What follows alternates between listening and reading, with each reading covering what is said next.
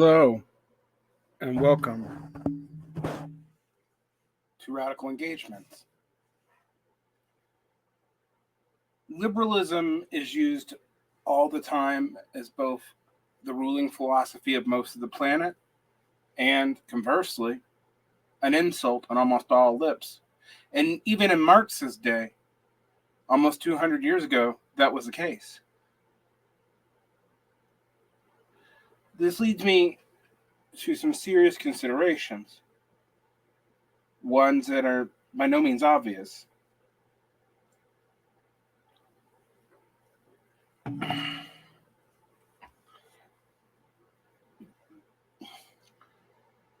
And it leads me back to Raymond Geuss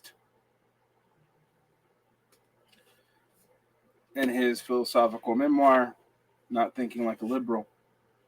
I read from the preface before, but I'm going to read a bit from the introduction now.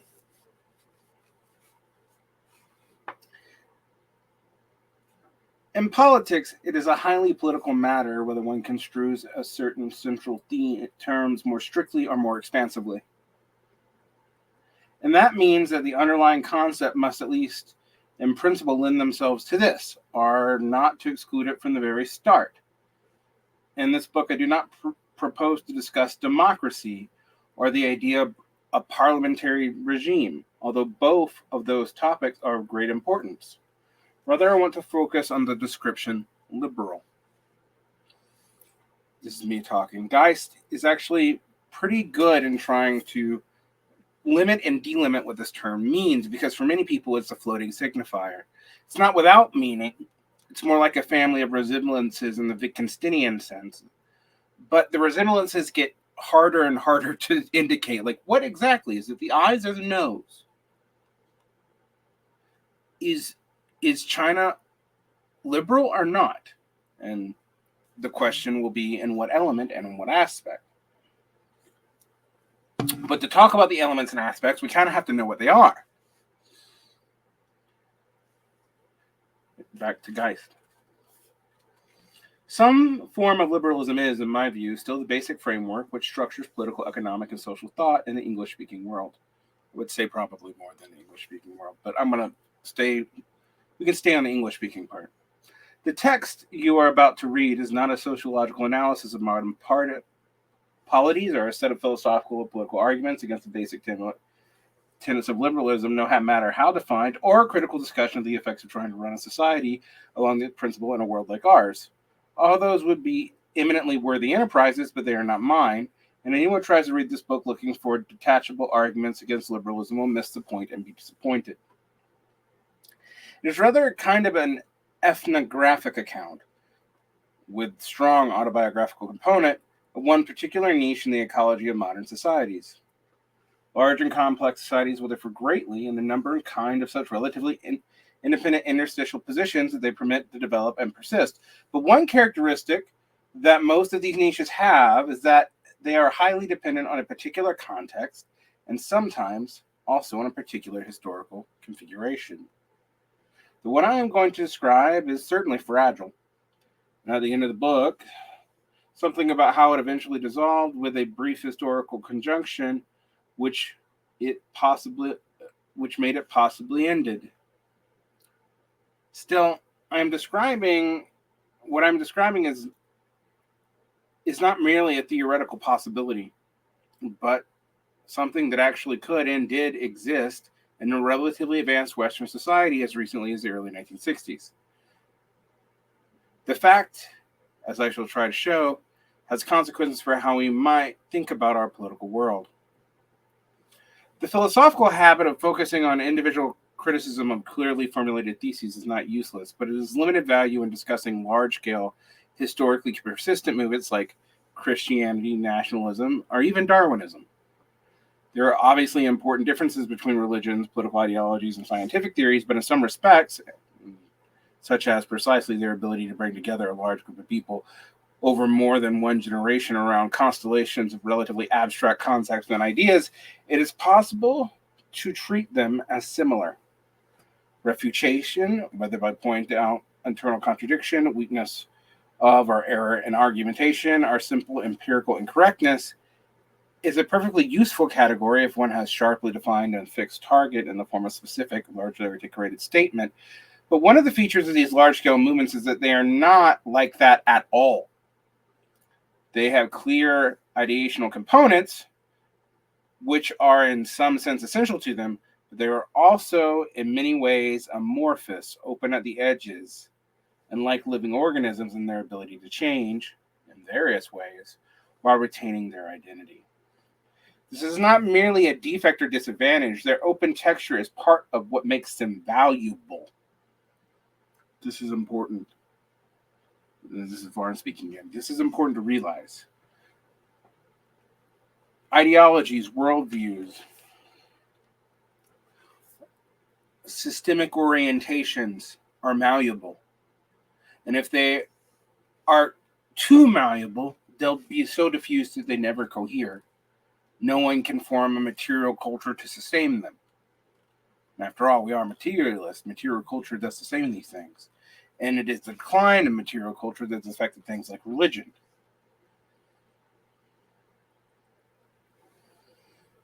Truth values may also be involved, like truth claims, limitations, etc. But they are not going to be what holds a worldview together by itself. Yes, they can shatter one, but they don't really build one. And we have to talk about this all at a very abstract level because we're dealing with nebulous concepts and orientations. But the nebulousness is a feature, not a bug. Back to Geuss. They are intended, among other things, to guide us through an uncertain future, to help us make decisions via the new unknown situations, and to form new opinions about them. Thus, they need to be inherently open to variation, evolution, and change. As a side note, this is why I kind of mock the idea of orthodox Marxism, even if I think we should read Marx as strictly as we can to figure out what he was actually getting at. I don't take it the Deleuzian toolbox approach to the concepts within it, but I do think we need more than Marxiological claims and more than a rigid set of methodologies, some of which, frankly, are often circular, to maintain Marxism as such. It's actually not my interest to maintain a mere idea set for its own sake. If any idea set no longer has a useful constellation, cannot adhere to a research or a political program, cannot form the orientations to build a research or a political program, then maybe it's not worth keeping anymore. Obviously, my commitments are clear, but there has to be a point where the null hypothesis is actually entertained. People who are afraid of that cannot be said to be scientific or even particularly adaptable. These are good principles so far, but let us continue. To be more exact, there are three things one must keep in mind in thinking about such movements. First, there is a Nietzschean point, which I mentioned, namely, that they have no definition in a strict sense. They have a history, and at any time in the history, their myriad variants share enough properties to allow us to identify them in the interest of the same thing. For instance, Christian sects as opposed to Platonic schools. Although, as a side note, I will admit there's a lot of gray area in the late Platonic schools, early Christian sects category. See Gnostics. But back to the book.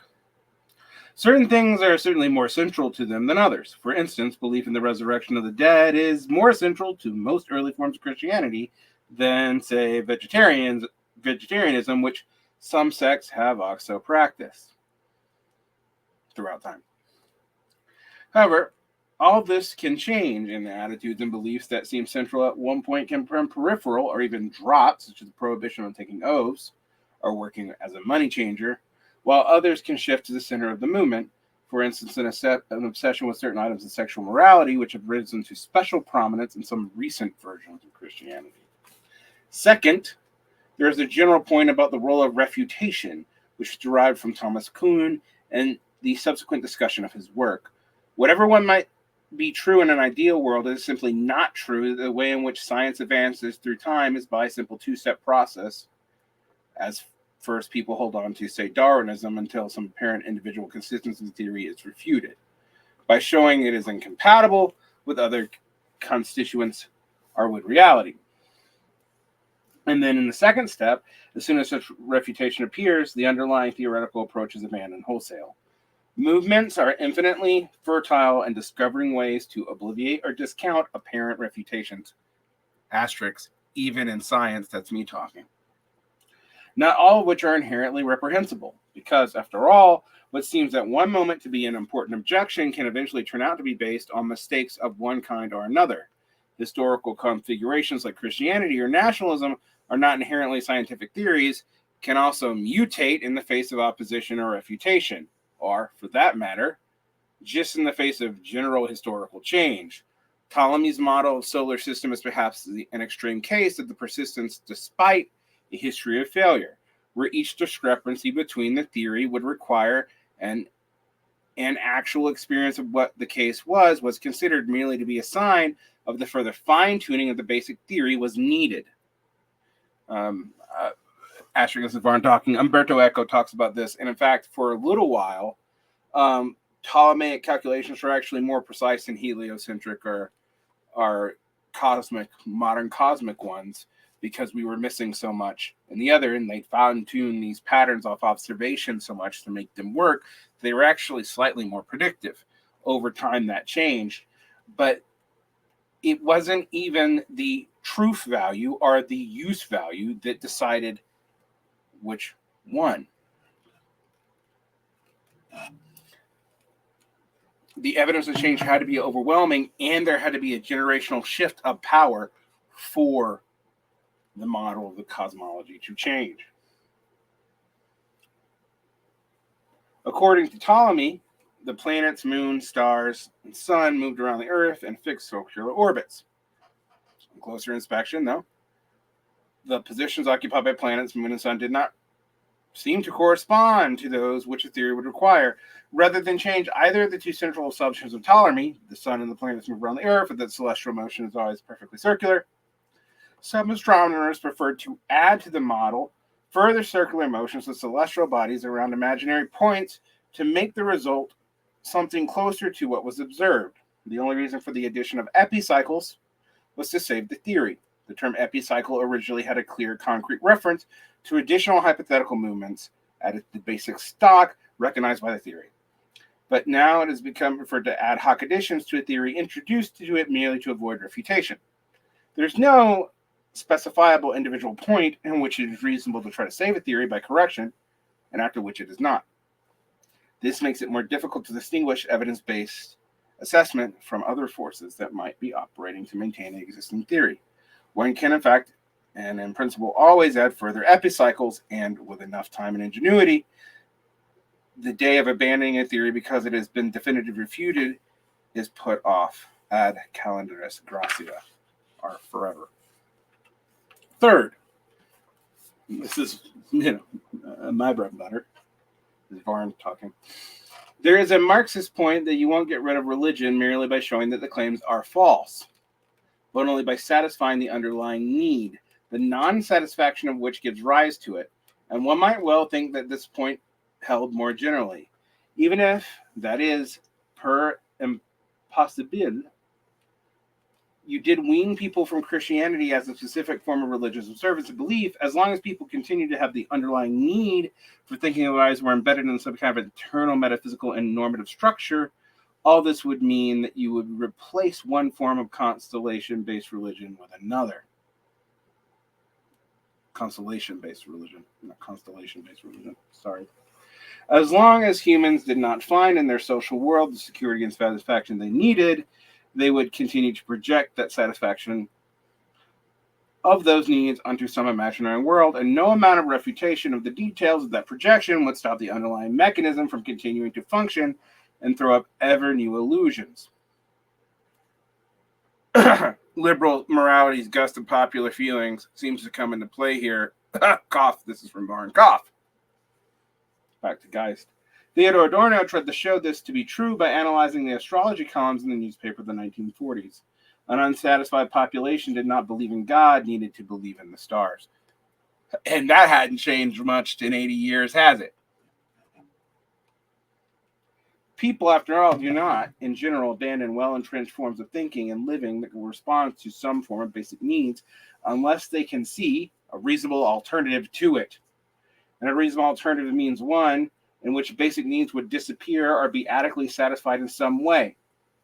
What, though, concretely is a reasonable alternative, and how do you frame a spectrum of possibilities? What sorts of needs would an alternative to Christianity have to satisfy?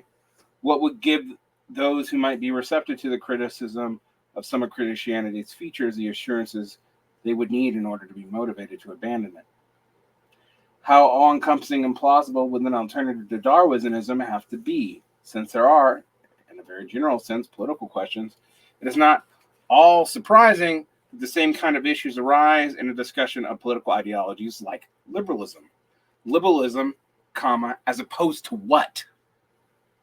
Furthermore, what conditions does something have to satisfy to be a reasonable alternative to liberalism? And this, guys gets you. Do you meet the orientational needs? Can you replace the orientation? Can you even fulfill the orientation, as some Marxists claim we should do to liberalism? But clearly they can't be exactly the same thing. Back to Geuss. The claim that there is no alternative is a powerful and often effective one, as shown by the political career of the former British Prime Minister Margaret Thatcher. In her case, there is no alternative really meant there is no economically and politically acceptable alternative. And what economically acceptable in turn meant was acceptably advantageous to the economic agents with whose interests Margaret Thatcher identified. She might have actually perfectly sincerely have identified with the self-defined welfare of those agents with the natural interest. Others, to be sure, were skeptical about that identification. However, there is a variant of there is no alternative strategy which has been highly successful, the generation of the false dichotomies. The former Britisher Tony Blair was absolute and undisputed master of this form of sophism. If you could get people to believe that the only political choice was to support the United States invasion of Iraq or to endure everything the Ba'ath regime in Iraq had ever done, then the task of manufacturing support for the war was significantly facilitated. This tendency, this is Varn talking, towards binaries, simple binaries, uncomplicated binaries, to which you often find yourself in the geopolitical world, is a fool's errand.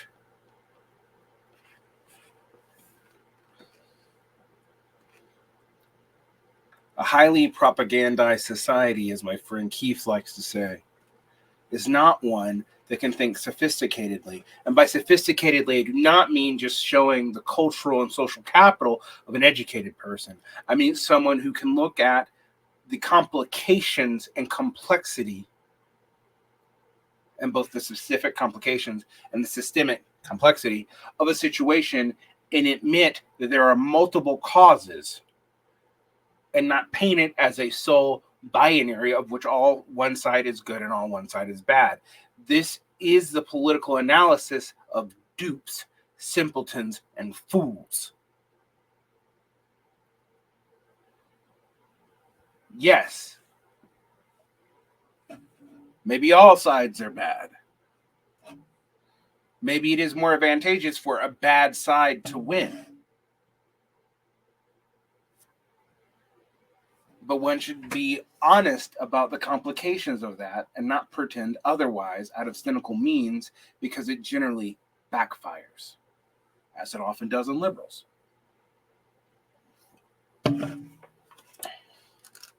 Back to the book. Liberalism or authoritarianism is just a false dichotomy. Authoritarianism itself designates a number of rhetorically increasingly extreme descriptions as a purported alternative to liberalism, of which fascism can perhaps be considered the endpoint, the ultimate form of anti-liberalism. To be sure, liberalism is intended since an amorphous and shifting collection of things with a clear ability to renew itself, change its shape, and revise the formulation of its central beliefs. If that is true, then why expect it to have a single opposite? Why should there even be a single sequence of increasingly powerful opposites that all lie along the same dimension. The criticism of certain of the more characteristic tenets of liberalism are telling and well known, and yet it seems to have survived them, which suggests that its appeal is rooted in the fact that it responds to a particularly satisfactory way to deep human needs and to the vested interests of powerful economic and social groups. To bring one back to Marxist analysis of religion, would it be possible to think about political ideologies as similarly rooted in fantasies about the satisfaction of pressing human needs that cannot be accommodated and catered for under the existing social and economic conditions? What would one find if one considered the persistence of liberalism from this point of view? If one takes, as I do, the fantasy of being an entirely sovereign individual as what at the core of liberalism, it would seem obviously that such a fantasy is a reaction to the massive anxiety about the real loss of agency in the world. The fear is perfectly justified in the world we live in, and so the fantasy is clearly connected to the satisfaction of a real need, even if the form of satisfaction is illusory. Varn speaking, this is a very key point. One difficulty is that it actually changes the world in a way that fears become groundless would require many people to act in a way that might actually reinforce the view that they are sovereign initiators of action. Also, exits become even more difficult to envisage once one realizes that liberalism is not merely a self-imposed delusion. It does not serve only as an imaginary consolation for frustrated needs, but actually does effectively and palpably benefit some powerful economic actors. The benefits of liberalism are by no means the imaginary for the CEOs of the fossil fuel industry, and they thus have a very strong incentive and ample resources to contribute to maintaining its existence and just strengthening its hold on the population. Pause.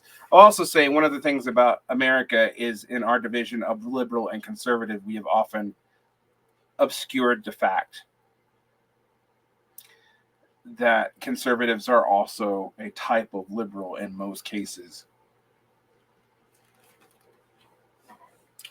We do not have a strong royalist tradition, and even our Bonapartism in its gauche manifestations from Andrew Jackson to FDR to Donald Trump, and even a little bit George W. Bush, still has liberal guises, liberal outcrops, concessions to popular sovereignty, concessions to self-made man, and a belief in something like meritocracy. Although Trump, in some ways, actually is more honest about its limits. Not that we should trust him. As I've pointed out many times, a Trump speech can contain everything and nothing to everyone. And despite its gauche nature, was effective in that way. That's its rhetorical power. One that we shouldn't forget. But nonetheless, it was still, however fascist you think it might be, within the spectrum of liberalism. In some degree, the question is mute. I don't mean to go all dialectic of enlightenment on you, but there is some way in which the fascist imaginary, the fascist myth, is itself an outgrowth of capitalist and liberal modernity, and it's not possible before it. Whatever you think the fascist, post-fascist, authoritarian is, we tend to overuse all these words.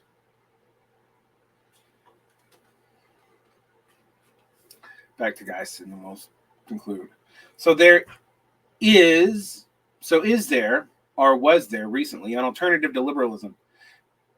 Is there one that defies the dichotomy of liberal or authoritarian, or even the dimensions along which this contrast purportedly lies? Skip.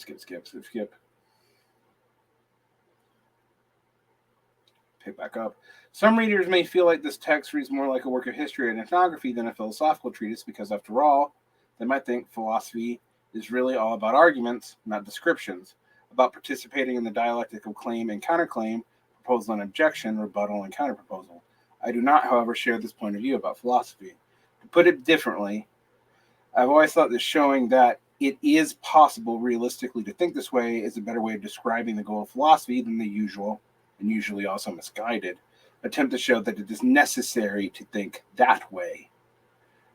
I've always been mildly repelled by the idea that philosophy should be understood essentially as a matter of finding arguments and refutations, which is a way of thinking about the subject that one should have been put to rest in the 5th century after Diazae Logicae. My discomfort with the model of argument refutation is connected with 2 other features of the way in which philosophy has come to be done, and which I find unfortunate. The first is the gladiatorial structuration of philosophical discussion. Debate bros, I'm looking at you. Nietzsche, following Burckhardt, drew attention to the fact that Greek culture was an agon-centered, and that was particularly true for philosophy as a cultural practice. Agon-antagonistic.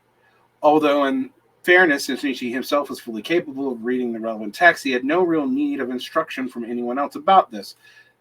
Does, however, formalized conflict always help generate understanding and reveal truth? I think the answer to that is obviously no, personally, but we'll leave the question open, as Geuss intends it to be. The second feature I dislike is one in which Robert Noe gets described in this preface to one of his books.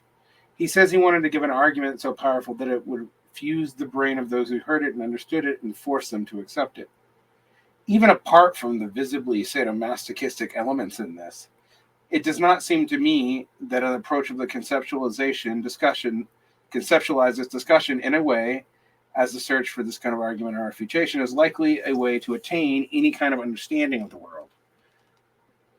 Perhaps that is a major reason why I feel distant from the prevailing philosophical culture. Namely, I am not as keen to win arguments or convince people that they must bend to my will as I am to get some understanding of some basic features of the world.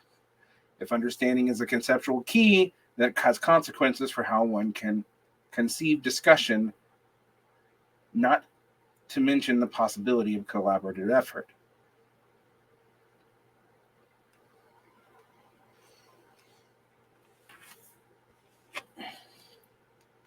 And I think that's an important point. Demonstrative debate has limitations, and those limitations are of the idea that arguments are settled by their arguments. Now, a lot of people can't make arguments anymore. They confuse assertion for an argument, which is just an assertion of will. And between mere assertions of will, claims are equal. And in claims of equality, force decides. And the force is usually already in charge. It has the force of the status quo and all the weapons and power that resides with it in it. No. Just like I'm not going to give you an argument or a program, I'm hoping to help you join with me in developing an orientation and to help you model the kinds of skills and self-discipline you need to do that. You can accept it or reject it. I'm not here to tell you you're special. I'm not here to give you the secret to reality. I'm not here to give you a political program from on high that you could just enact, because if I did, I would be lying to you. Even people who have studied all their lives in more serious ways than me cannot do this. Hence why their political programs are usually flimsy, and we see this most truly in the absolutely partisan, non-thinking flimflammery of the orientations of the two liberal and conservative gust of popular temperament. Because that's really what they are. Orientations with the temperament of liberals. Hence why all the psychological studies see them bearing out.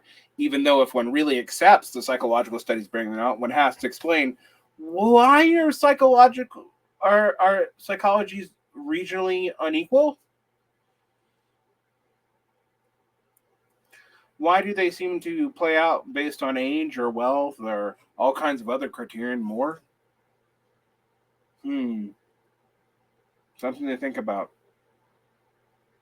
We have to wrestle with this Because to understand liberalism, to transcend it, or to replace it, or to rebuke it, or whatever, one must understand what needs it serves, not just in the powerful whose interests are obvious, but in the people who consent to live under it. That is the question. Can you answer it? Can we answer it? That's the challenge. And it's not one that's just going to be done by me teaching you all this historical stuff, although I think that will help you make up your minds descriptively.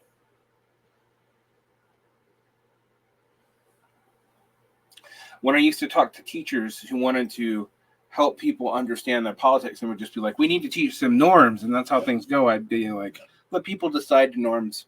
If you show them history and they come to your conclusion, they'll be better friends and longer staying ones. And people mocked me because they thought I was saying that argument won. And I was like, no. But you bring people to something together. You don't impose it on them. They resent that. They being almost everyone. And on that, we conclude our wrestling with the soul of liberalism. Thank you for engaging with Radical Engagement here at Varn Blog. There'll be more. The link to the first episode on Not Thinking Like a Liberal will be in the show notes, as will the citation for the book. Check it out. I'm not going to read all of it to you. Sometimes you actually have to do the work yourself. But I'm willing to read large portions to teach you how I engage with this. This is almost a pedagogical exercise. Good luck. Good night. Like and subscribe. There's a Patreon you can find in the show notes. Have a good day.